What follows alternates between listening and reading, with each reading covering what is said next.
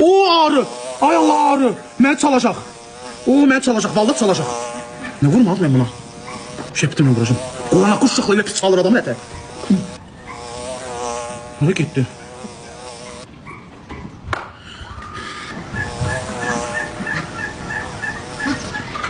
Ay düşü birden. Of. Gelin. Gömbüles. Dedeye çöre yemişim. Az neneye çöre yemişim. De geldi yine. Baktım uzadı değil mi?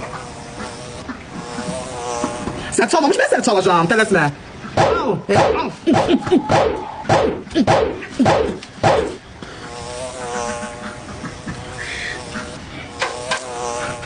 Bak, 3 tane ağrı öldürdüm. Biri sen, biri de sen.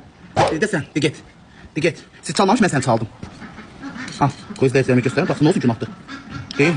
Bak uşaqlar, 3 tane ağrı öldürdüm. Gel boynuna konursan sen. Ha? Bu dəqiqə sizin nəfəsinizi qaraldım, mən də bax. Sən də bax. Mən də bax deyirəm. Al! Oy! Deyir vurdum, al. Al sen, al.